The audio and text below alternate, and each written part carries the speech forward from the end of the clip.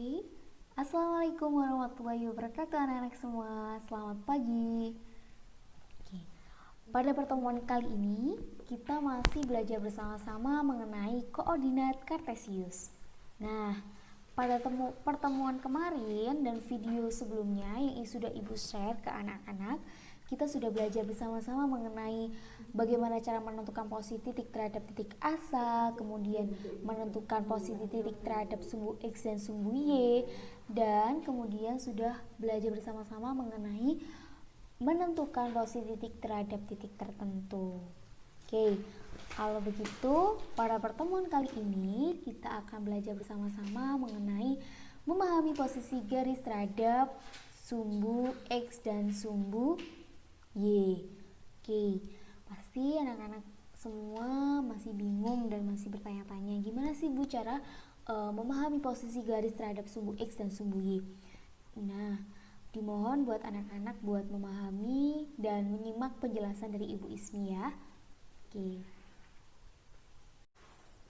Oke. Yang pertama, di sini Ibu akan menjelaskan kepada anak-anak semua tentang garis yang sejajar sumbu X dan tegak lurus pada sumbu Y. Nah, gimana ini garis yang sejajar sumbu X dan tegak lurus pada sumbu Y? Langsung aja ke contoh ya anak-anak. Yang pertama, gambarlah garis K yang sejajar sumbu X dan berjarak 4 satuan di atas sumbu X. Sumbu X yang mana anak-anak? Sumbu X itu yang horizontal apa yang vertikal?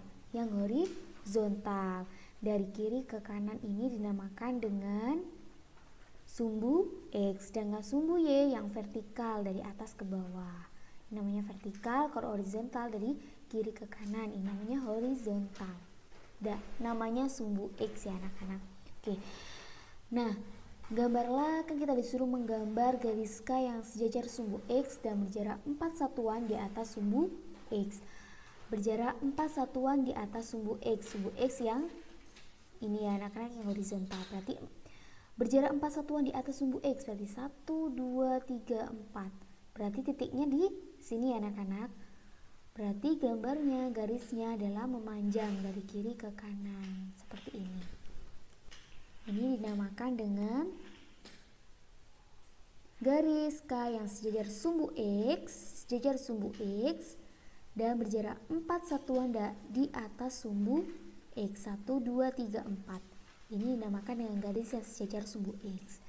Sedangkan yang kedua, gambarlah garis L yang sejajar pada sumbu X dan berjarak 3 satuan di bawah sumbu X. Nah, kita disuruh menggambar garis L yang sejajar sumbu X. Ini sumbu X, tetapi dia berjarak 3 satuan di bawah sumbu X. Oke anak-anak, lanjut ke contoh soal yang kedua, yaitu gambarlah garis L yang sejajar sumbu X dan berjarak 3 satuan di bawah sumbu X. Tadi kan kita sudah menggambar bersama-sama tentang garis K yang sejajar sumbu X berjarak 4 satuan di atas sumbu X. Ini tadi garis K-nya.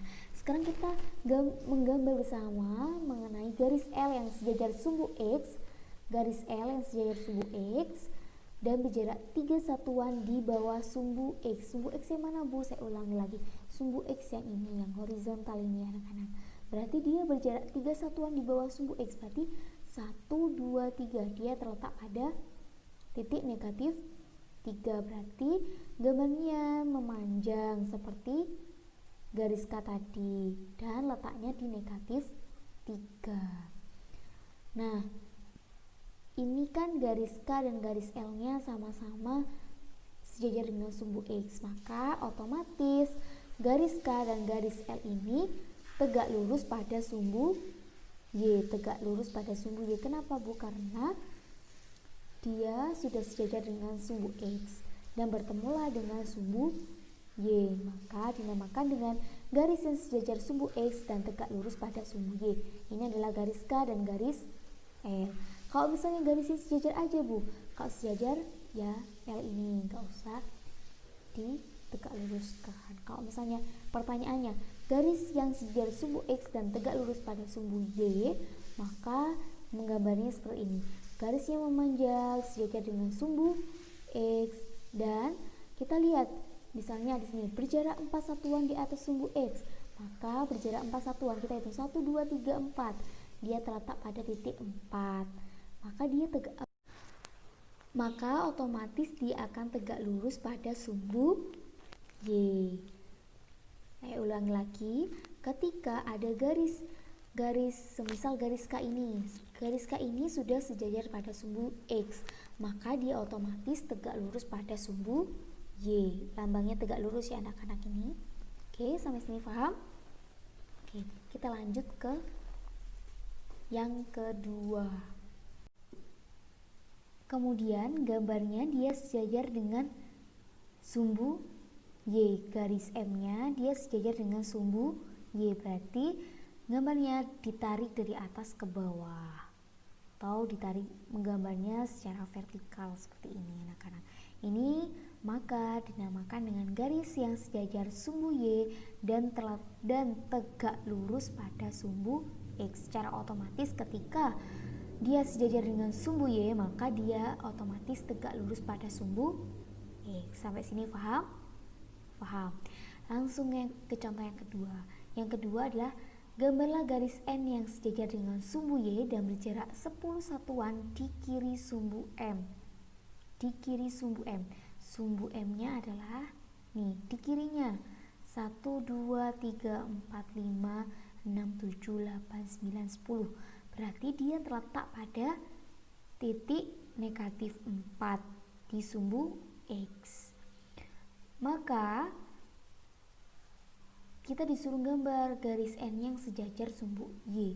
Berarti kita menggambarnya dari atas ke bawah. Kita tarik seret dari atas ke bawah di titik negatif 4. Kenapa kok negatif 4, Bu? Karena perintahnya garis N-nya itu berjarak 10 satuan di kiri sumbu M atau berjarak 10 satuan di kiri garis M.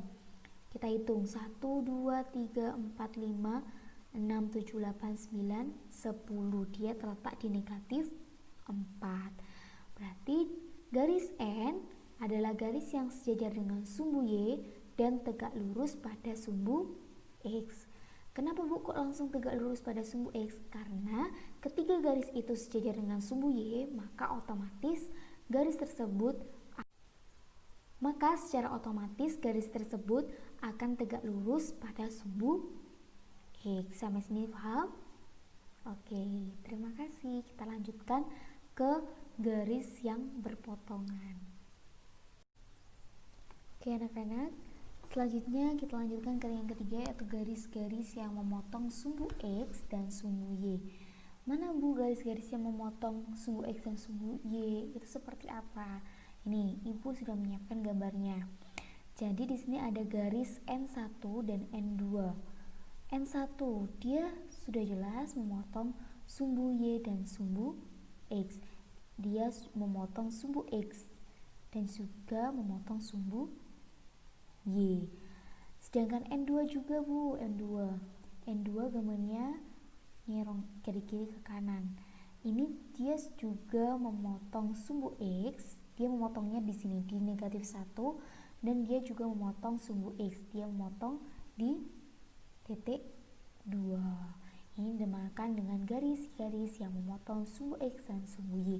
Contohnya seperti garis N1 ini dan juga N2 ini.